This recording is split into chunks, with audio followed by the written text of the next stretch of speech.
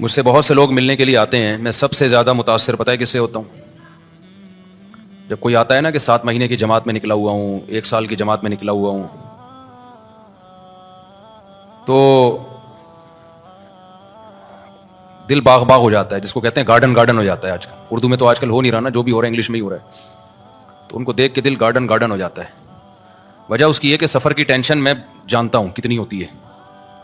میرے لیے 1 دن گھر سے باہر رہنا سفر میں مجھ پہ بہت شاق گزرتا ہے، بہت ٹینشن ہوتی ہے، چاہے کتنا ہی اچھا سفر ہو، یورپ ہی کا سفر کیوں نہ ہو. وہ میری ایک تقریر بڑی مشہور ہو گئی، میں یورپ گیا تھا 1 مہینے کے لیے، 15 دن میں آ گیا، تو بڑی مشہور ہو گئی. لوگ تو جاتے ہیں کہ یورپ جا رہے ہیں 15 دن کے لیے جائیں گے تو 6 مہینے تک نہیں آنے کا دل چاہتا ان کا. تو جاتا ہوں، ٹریولنگ بہت کرتا ہوں، لیکن حقیقت یہ ہے کہ جو انسان کو گھر میں سکون ہوتا ہے اپنے جگہ پہ، کیونکہ ایک روٹین ہوتی ہے انسان کی، سفر میں وہ ساری روٹین آؤٹ ہو جاتی ہے، نیند بھی خراب. تو سفر ایک بہرحال ایک ٹینشن ہے. ہاں، جو گھر سے بیزار ہو اس کو سفر میں مزہ آتا ہے، بھاگنے کا موقع مل گیا. تو کیوں بیزار ہے بھائی تو گھر کے اندر؟ کیا پرابلم کیا ہے تیرے گھر میں، مسئلہ کیا ہے جو تو گھر سے بیزار ہے؟ اچھا، بعض دفعہ مجھے پتا ہوتا ہے سفر میں ٹینشن ہوگی، پھر بھی سفر کیوں کرتا ہوں میں؟ ٹینشن اٹھاؤ نا تو پھر گھر کی قدر اور زیادہ بڑھ جاتی ہے. تو اس لیے مجھے جب پتا چلتا ہے نا 7 مہینے کی جماعت میں نکلا ہوا ہے، 1 سال کے لیے نکلا ہوا ہے، چلے کے لیے نکلا ہوا ہے، تو بھائی تیرا بڑا حوصلہ ہے یار، اللہ کے لیے اپنے گھر کو چھوڑ دینا. جبکہ تبلیغ کے سفر میں تو کوئی انٹرٹینمنٹ ہے ہی نہیں، انٹرٹینمنٹ لیس سفر. تو وہی 6 نمبر سننے ہیں، اللہ سے ہونے کا یقین، علماء کا اکرام، علم و ذکر، یہی سننا ہے نا انہوں نے. اور نماز پڑھنی ہے، دعوت دینی ہے. دعوت میں بھی کوئی لچھے دار تقریریں نہیں ہے کہ بعض خطیب ایسی تقریریں کرتے ہیں آدمی کہتا ہے کرتا رہے بھائی. تو دعوت بھی سمپل، بھائی دین آئے گا، محنت سے آئے گا، دین ہمارے اندر آ جائے، پوری دنیا میں آ جائے، اس کے لیے محنت ہو رہی ہے. کوئی لمبے چوڑے، کوئی بہت زیادہ کوئی ایسا نہیں ہے کہ کوئی اٹریکٹیو بات ہو. سیدھی سی بات جو پیغمبروں کی دعوت ہوتی تھی. نوح علیہ السلام نے کہا نا ربی انی دعوت قومی لیلا و نہارا. نوح علیہ السلام جب دعوت دیتے تھے وہ بہت ٹیکنیکل تقریریں نہیں ہوتی تھیں. پیغمبروں کی دعوتیں آپ قرآن میں دیکھو بہت سادہ تھیں. مصیبت یہ ہے کہ اس سادہ چیز کو چھوڑ کر ہم زیادہ پیچیدگیوں میں پڑ گئے ہیں. میں جو کئی ہفتوں سے بیان میں ایک لفظ ریپیٹ کر رہا ہوں نا، قرآن کی جو بیسک دعوتیں ہیں وہ تو 4-5 دعوے ہیں قرآن کے. توحید ہے، آخرت ہے، رسالت ہے.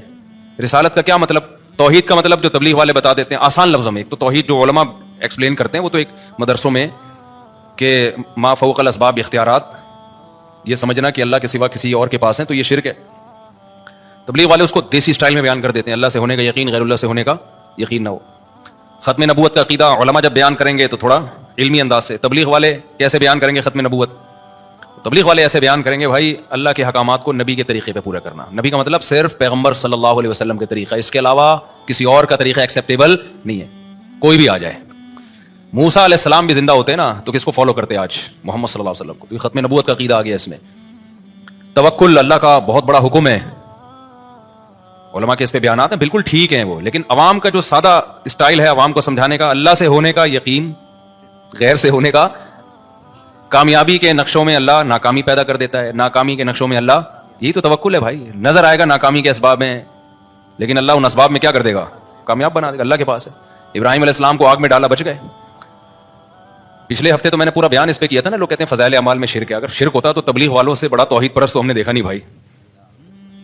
وہ تو یہ تو ہوتا ہے کہ ہمیں شکایت ہوتی ہے توکل میں بعض دفعہ غلو کر دیتے ہیں، یعنی اسباب کی بالکل یہ نفی کر دیتے ہیں. تو توحید میں غالی تو کہا جا سکتا ہے کہ بالکل ہی اسباب کی نفی کر دی. بعض لوگ ایسا کر رہے ہوتے ہیں کہ کچھ کرنا ہی، دکان پہ تالا ہی نہیں ڈالنا اللہ پہ. تو ہمارے ایک دوست تبلیغ میں پک لگا کر رہا ہے، مسالہ زیادہ لگ گیا. جیسے وہ جونپور کے قاضی بن جاتے ہیں نا بعض لوگ، مسالہ زیادہ لگ گیا تھا نا، جونپور کا قاضی بن گیا تھا ایک آدمی، تو ان کو مسالہ زیادہ لگ گیا. اب ہمارے استاذ ایک عالم بیٹھے ہوئے ان کے پاس، وہ کہنے لگے کہ حضرت اللہ سے ہوتا ہے، اللہ کے علاوہ سے نہیں ہوتا. ہمارے استاذ کو شرارت سوجی تھوڑی سی. انہوں نے کہا اگر بجلی کے اس میں ہاتھ دو سوئچ میں اور بٹن دبا دو تو اللہ سے ہوگا، کیا ہوگا پھر؟ یعنی انہوں نے کہا یعنی مرو گے کہ نہیں مرو گے؟ انہوں نے کہا اگر اللہ چاہے گا تو مریں گے، اللہ نہیں چاہے گا تو نہیں مریں گے. بات بالکل صحیح ہے. انہوں نے کہا اچھا کسی میں اللہ پہ بہت زیادہ توکل ہو تو وہ ساکٹ میں ہاتھ ڈال کے بٹن دبا سکتا ہے؟ انہوں نے کہا جب اللہ پہ بہت زیادہ توکل ہو جائے نا کسی کا تو وہ بجلی کے ننگے تار کو بھی پکڑے گا، اس کو کرنٹ نہیں لگے گا. ہمارے استاذ نے کہا بھائی یہ کیا کر رہا ہے بھائی تو؟ ابھی مسالہ زیادہ لگ گیا کیا؟ جتنا بھی توکل ہو اللہ پہ، جب بجلی کی ننگی تار کو پکڑیں گے نا تو مریں گے. خوب سمجھ لیں، ایسا نہ ہو آپ کا ایمان بہت بن گیا اب آپ نے کھمبے سے گلے لگا رہے ہیں جا کے, کیونکہ مجھے اب اللہ پہ یقین آ گیا کہ اللہ سے ہوتا ہے, اللہ کے غیر سے نہیں ہوتا, لہذا بجلی کے کھمبے سے میں چپک کے بھی کھڑا ہوں. کیونکہ کراچی میں برسات کے موسم میں بجلی کے کھمبے کے اگر آپ قریب گئے تو کھمبا آگے بڑھ کے گلے لگائے گا آپ کو, چاہے آپ کا سال لگا ہوا ہو, چاہے چلے پابندی سے لگ رہے ہو, کھمبا نہیں دیکھتا کہ اس کا سال لگا ہوا ہے یا اس میں توکل ہے یا نہیں ہے. اچھا ماشاءاللہ ماشاءاللہ. تو ہمارے استاذ نے کہا توکل کا یہ مفہوم نہیں ہے. تو انہوں نے کہا وہ جو تھا کہ وہ زہر کا پیالہ پی لیا, خالد ابن ولید کا ایک واقعہ مشہور ہے نا, وہ فلاں نے یہ کرامت. انہوں نے کہا بھائی وہ تو ایک اللہ کی طرف سے بعض دفعہ کسی ولی کے دل میں الہام ہو جاتا ہے, یہ تو قرآن سے بھی ثابت ہے. اس الہام اتنا یقینی ہوتا ہے کہ اس ولی اللہ کو پتا ہوتا ہے میں یہ کام کر لوں گا تو مجھے نقصان نہیں ہوگا. تو اگر ایسا الہام کسی کو ہو گیا اور اس کو یقین ہو گیا تو پھر وہ اللہ پہ توکل پہ کر لیتا ہے. لیکن نارملی اس کا توکل سے تعلق ہی نہیں ہے. جیسے ایسے واقعات ہیں نا, کڑھائی میں ہاتھ ڈال دیا, تو ایسے واقعات ہوتے رہے ہیں, کچھ نہیں جلے. تو یہ اس کی اجازت نہیں ہے کہ آپ کا اللہ پہ بہت توکل ہے تو آپ نے پتا چلا جی کڑھائی میں ہاتھ ڈال دیا کہ مجھے چونکہ اللہ سے ہونے کا یقین ہے لہذا میں ہاتھ ڈالوں گا کڑھائی میں. تو نہیں, جتنا بھی اللہ سے ہونے کا یقین ہو کڑھائی جلائے گی آپ کو, کیونکہ اللہ سے ہونے کا یقین کا مطلب یہ تھوڑی کہ کڑھائی جلائے گی نہیں. اللہ کہے گا مجھ سے ہوتا ہے تو کڑھائی جلائے گی, تو میرے آرڈر سے جلائے گی نا. اس میں ایسی کون سی بات ہے. جو ہم تکے بناتے ہیں کوئلے پہ تو اس میں گوشت رکھیں تو بھی تکا بنے گا, انسان کو پھرو دیں تو بھی کیا بنے گا, تکا ہی بنے گا اس کا. تو ابراہیم علیہ السلام کو جو اللہ نے بچا لیا وہ تو اللہ نے معجزاتی طور پہ بچا لیا. ان کے پاس تو بچنے کا آپشن ہی نہیں تھا نا. ابراہیم علیہ السلام اپنی مرضی سے تھوڑی جا رہے تھے آگ میں, لیکن اپنی مرضی سے آگ میں چھلانگ لگانا اس نیت کے ساتھ کہ اللہ بچا لے گا, خودکشی کا گناہ ہوگا. اگر چھلانگ لگا لی تو مرو گے, خودکشی کا گناہ ہوگا. ہاں اگر اللہ نے کسی کے دل میں الہام کر دیا, اور اتنا قوی الہام کہ جیسے حضرت مریم پیغمبر نہیں تھی, اللہ کی ولی تھی, لیکن جبریل جب انسانی شکل میں آئے تو ان کو اشکال ہوا, لیکن جب انہوں نے بتایا کہ میں جبریل ہوں تو حضرت مریم کے دل میں اللہ نے القاء کر دیا کہ یہ سچ کہہ رہے ہیں, یہ فرشتے ہیں, یہ انسان نہیں ہے. تو یہ اللہ اور بندے کا معاملہ ہے, لیکن دوسرے کے لیے پھر بھی وہ حجت نہیں ہے. تو خیر میں جلدی سے بات کو سمیٹوں تو قرآن کے جو چند مخصوص احکامات ہیں نا بہت سادہ ہیں. تو مولانا الیاس رحمۃ اللہ علیہ کا کمال یہ ہے کہ انہوں نے دعوت اور تبلیغ کو بہت آسان اور سادہ بنا کے پیش کیا کہ گاؤں دیہات کا آدمی جس کو الف بے بھی نہیں آتی اس کو بھی سمجھ میں آئے, اس کو بھی پتا چل جائے کہ مجھے بننا کیا ہے. اور یہی پیغمبروں کا طریقہ تھا. آپ دیکھ لیں نوح علیہ السلام کیا کہتے ہیں, ربی انی دعوت قومی لیلا ونہارا, اے اللہ میں نے دن اور رات اپنی قوم کو پکارا, فلم یزدہم دعائی الا فرارا. آگے وانی کلما دعوتہم لتغفر لہم جعلوا اصابعہم فی آذانہم واستغشوا ثیابہم واصروا واستکبروا استکبارا. آگے کیا ہے, ثم انی دعوتہم جہارا, ثم انی دعوتہم جہارا. آگے کیا ہے, حالانکہ میں فجر میں روز پڑھ رہا ہوتا ہوں, یہ اعلنت لہم واسررت لهم فقلت استغفروا ربكم انه كان غفارا يرسل السماء عليكم مدرارا ويمددكم باموال وبنين ويجعل لكم جنات ويجعل لكم انهارا ما لكم لا ترجون لله وقارا وقد خلقكم اطوارا. یہاں سے دعوت کی دلیل شروع ہو رہی ہے کہ بھئی تم اس اللہ کو کیوں نہیں مانتے جس نے تمہیں مختلف مرحلوں میں پیدا کیا ہے. پہلے مٹی, پھر منی کا قطرہ بن گئے منی, پھر ماں کے پیٹ میں جا کے جمع ہوا خون بن گئے. یہ کیسے تغیرات ہیں, کوئی میچنگ نہیں ہے مٹی میں اور اسپم میں, کوئی میچنگ ہے. اب سائنسدان تو بیٹھ کے کچھ نہ کچھ کرتا رہے گا بیٹھ کے, لیکن جس کو اللہ پہ ایمان لانا ہے نا اس کے لیے اتنی دلیل کافی ہے. یار کیا سافٹ ویئر انسٹال کیے ہیں مٹی کے اندر کہ جب وہ ماں باپ مٹی سے بنی ہوئی خوراک کھاتے ہیں تو اس کے اسپم بننا شروع ہو جاتے ہیں. عجیب چیز بن رہی ہے بالکل, اور وہی اسپم ماں کے رحم میں جاتے ہیں تو وہ بلڈ میں چینج ہو جاتا ہے. چلو یار یہ اتفاق ہو رہے تھے, اتفاق سے ہونے والی چیزوں کے رزلٹ اتنے خوبصورت نہیں ہوتے کہ وسیم بھائی پیدا ہو رہے ہیں, غفار بھائی پیدا ہو رہے ہیں, سبکتگین پیدا ہو رہا ہے, رزلٹ کیا آ رہا ہے. یہ جو اتفاق ہے نا, آپ کو پتا ہے نا, جو ابھی میں پھر میں ایتھیزم کے خلاف تقریر شروع کر دیتا ہوں, میرا یہ ٹاپک نہیں لیکن تھوڑا سا بولنا پڑے گا مجھے کہ جب تک اللہ دماغ میں بیٹھے گا نہیں کھوپڑی میں بات آئے گی نہیں. یہ جو کہتے ہیں نا لا آف چانس, تو چانس ہی اردو میں ہم کہتے ہیں, فی الحال میں چانس ہی کہہ دیتا ہوں. اب جیسے ایک صاحب مجھے کہنے لگے وہ ہم تو جنوری کہتے ہیں نا بھائی, فروری جنوری, ہماری زبان سے فروری آسانی سے نکل جاتا ہے. اب جیسے عربی لوگ ہیں فبرائرو کہتے ہیں فروری کو, یونیو جنوری کو. تو ہر زبان جب کسی بھی لفظ کو قبول کرتی ہے نا تو اس کو کانٹ چھانٹ کے لیتی ہے, وہ اپنے حساب سے ایڈجسٹ کرتی ہے کہ ہمارے ہاں اس کی جو پروننسیشن ہے وہ کیسے ہو سکے, اس کا تلفظ کیسے ہوگا. تو یہ ہر زبان کا قاعدہ ہے کہ جب بھی وہ کسی دوسری زبان کے لفظ کو گود لے گی تو وہ ایز اٹ از نہیں لیتی کبھی بھی, وہ اپنے حساب سے کیا کرتی ہے, اس میں قط و برید کرنے کے بعد نا اس کو کانٹ چھانٹ کے وہ لے کر آتی ہے. تو پھر وہ دوسری زبان میں جا کے, جیسے پیٹرول ہے, اب میں نے پیٹرول ڈلوانا تھا, میں نے کہا بھائی اتنے لیٹر پیٹرول ڈال, دیکھنا مجھ سے پیٹرول ہوتا ہے پیٹرول نہیں ہوتا. اب میں نے کہا ہم لوگ کیا, یہ دیکھ یہ پیٹرول ہوتا ہے, یہ دیکھ رہا ہے یہ پیٹرول ہے. تو کوئی لفظ جب کسی زبان میں چلا گیا نا, جب تک گیا نہیں ہے تو پھر تو اسی اسٹائل سے بولنا چاہیے جو اس زبان میں ہے. لیکن جب آپ کی زبان نے اس کو ایکسیپٹ کر لیا اور اپنی زبان کا حصہ بنا دیا تو پھر آپ کی اہل زبان جس طرح سے بول رہے ہیں اس طرح بولنے میں کوئی حرج نہیں ہے. خیر, تو ایک ہے لا آف چانس, اتفاق سے چیزوں کا وجود میں آنا. جیسے آپ جا رہے تھے اور اوپر دیکھ کے جا رہے تھے آپ نے دیکھا گٹر کا ڈھکن بند ہے, کراچی میں آپ نے دیکھا گٹر کا ڈھکن بند ہے, تو آپ نے ٹرائی کیا کہ میں اوپر دیکھ کے چلتا ہوں. آپ اوپر دیکھ کے جا رہے ہو, ایک چور آیا گٹر کا ڈھکن چوری کر کے لے گیا. ابھی کچھ دن پہلے ایک ویڈیو بھی آئی ہے, ایک چور کراچی میں گٹر کا ڈھکن چوری کر رہا ہے, تو گڑام سے آپ نیچے گر گئے. حالانکہ نہ چور کی یہ نیت تھی, نہ آپ کی کوئی خودکشی کی نیت تھی, آپ تو ویسے ہی کچھ کوئی کبوتر دیکھ کے جا رہے تھے کسی کا, یا کوئی کھمبا اوپر کوئی دیکھ رہے تھے کیا ہو رہا ہے. آپ نے تو دیکھا تو تھوڑی دیر پہلے یہ گٹر کا ڈھکن کیا ہے, یہ ڈھکا ہوا ہے. تو نہ چور کی یہ نیت تھی نہ آپ کی نیت تھی, لیکن بائی چانس آپ کی ڈیتھ ہو گئی, آپ گر گئے. ہوتا ہے نا یار, یہ اتفاق سے, کیا کہتے ہیں بھائی, یہ کیا ہو گیا, یہ اتفاق سے ایسا ہو گیا, اتفاق سے ایسا ہو گیا. یہ بہت مشہور لفظ ہے, یا حسن اتفاق دیکھیے کہ آپ کا تذکرہ چل رہا تھا اور آپ ہی سامنے آ گئے. میرے ساتھ تو ایسا بہت ہوتا ہے, لوگ بیان سن رہے ہوتے ہیں میرا, میں سامنے سے گزر جاتا ہوں, یوں کر کے دیکھ رہے ہوتے ہیں, کہہ رہے ہیں بھائی حسن اتفاق ہے بھائی, آپ کا بیان سننے تھے, بندہ سامنے کھڑا ہوا ہے, اپنے آپ کو یوں کر کے مار رہے ہوتے ہیں کہ سو تو نہیں رہے, نیند تو نہیں, خواب تو نہیں دیکھ رہے. تو یہ اتفاقات دنیا میں ہوتے رہتے ہیں. تو اگر یہ کائنات خود سے بنی ہے میرے بھائی, اتفاق سے بنی ہوگی, تو پتہ ہے آپ کو ایک سائنسدان کیا کہتا ہے, فرانس کا ایک سائنٹسٹ ہے, وہ یہ کہتا ہے کہ اگر ہماری جیب میں 10 سکے ہوں نا, 10 سکے, یہ مثال بہت خاندانی ہے, اس کو سمجھو اچھی طریقے سے. میں نے اپنی جیب میں پرچیاں ڈالیں 10, ایک پہ لکھا 1, دوسری پہ لکھا 2, تیسری پہ لکھا بولو 3, چوتھی پہ لکھا, یہ سائنٹسٹ کا نام بھی میرے ذہن سے نکل گیا, چارلس گوئے کر کے آ رہا ہے آخر میں, کچھ بیچ کا مجھے وہ بڑی مشکل, اس کی بہت ہی مشکل سے نکلتا نہیں منہ سے میرے, وہ بہت مشکل لفظ ہے وہ. تو کبھی انشاءاللہ وہ کتاب سامنے رکھے نا, اس کا نام میں انشاءاللہ آپ کو بتا دوں گا, خود ہی پڑھ لو کیا لکھا ہوا ہے یہ. تو اس نے ایک بڑی زبردست مثال دی ہے کہ آپ ایک پرچی پہ لکھیں 1, دوسری پہ لکھیں 2, تیسری پہ لکھیں 3, اس طرح 10, اور جیب میں ڈال دیں وہ پرچیاں. جب آپ ایک ہاتھ ڈال کے ایک پرچی نکالیں گے تو اس کا کتنا امکان ہے کہ پہلے نمبر والی 1 والی ہی نکلے, مکس بھی کر دیا آپ نے بھائی, 100-200 دفعہ شاید یہ عمل دہرائیں, یا 50 دفعہ یا 10 دفعہ, تو 10 دفعہ میں یہ ہو سکتا ہے ایک دفعہ ایسا ہو جائے کہ نمبر 1 والی نکل آئے پرچی. ایسا ہی ہے نا, ایسا تو بہت ہی کم چانس ہے اس کا کہ آپ نے ہاتھ ڈالا اور پہلی پرچی نکلی, ہے چانس لیکن بہت کم. پھر اس کا کتنا چانس ہے کہ آپ جب ہاتھ ڈال کے پرچی نکالیں تو اتفاق سے پہلے نمبر پہ پہلی والی اور دوسرے نمبر پہ دوسری والی, یہ چانس اور کم ہو جائے گا. تو اس طرح پہلے نمبر پہ پہلے والی نکلے, دوسرے نمبر پہ دوسری والی نکلے, تیسرے نمبر پہ تیسری والی نکلے, اس کا اور کم چانس ہوگا. یعنی 100 آدمیوں کو آپ لگا دیں اس کام پہ تو 100 میں شاید ایک ایسا ہو جس نے پہلے نمبر پہ پہلی نکلی, دوسرے نمبر پہ دوسری, تیسرے نمبر پہ تیسری.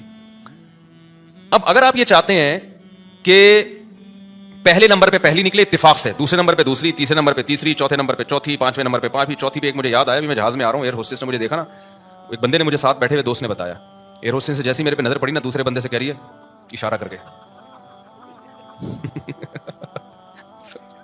یہ وہ بندہ اس کی کتنی ہے, ایسے وہ مجھے دوست نے بتایا, کہہ رہا ایئر ہوسٹس وہی جو جہاز کا عملہ ہوتا ہے نا, انہیں میں سے کسی کو بتا رہی تھی یوں کر کے.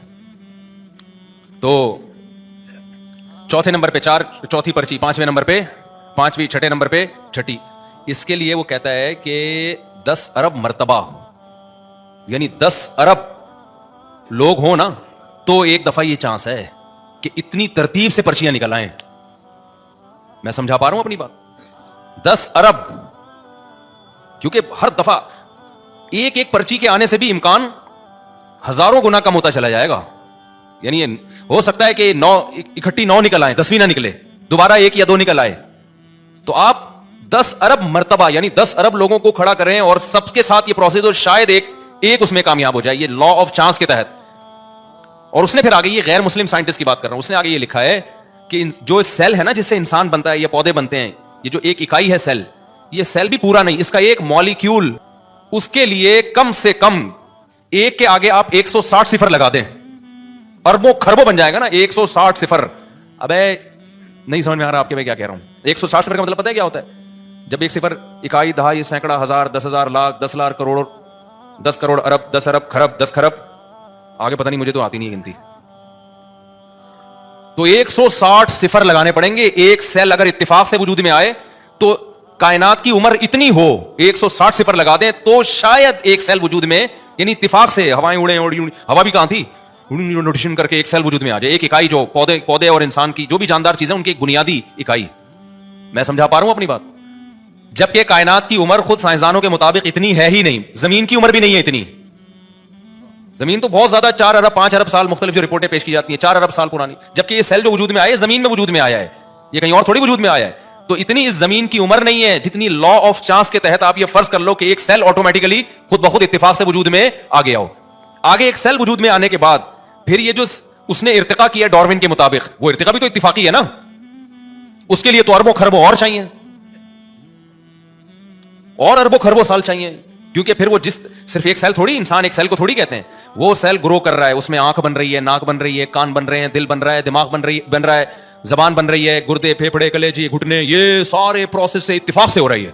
ظاہر ہے اس میں بہت سارے ضائع ہو گئے ہوں گے نا سیل, خربوں ضائع ہوئے ہوں گے, ایک نے ارتقا کر کے ایوالو کر کے اگلے اسٹیپ تک پہنچا ہوگا. ایسا ہی ہوگا نا. ابے جو خود بخود ہو رہا ہے تو ایسے ہی خود بخود تو پھر ایسے ہی ہو رہا ہوتا ہے نا. ایک سیل جو ہے وہ ترقی کرتے کرتے تھوڑا سا ایڈوانس ہو گیا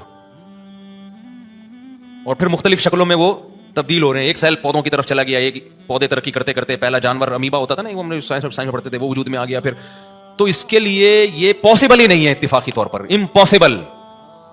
اور ایسا اس میں ڈیزائن ہوا ہے نا کہ میں آپ کے سامنے بیٹھا ہوا ہوں. وہ جو سیل فرسٹ ٹائم وجود میں آیا تھا, صحیح ہے نا, وہ سیل اتفاق سے ترقی کرتے کرتے خربوں اربوں خربوں خربوں خربوں خربوں خربوں خربوں کو خرب سے ضرب دیں ہوتے ہوتے مفتی طارق مسعود صاحب بن گئے اور 1 گھنٹے کا بیان کر رہے ہیں بیٹھ کے.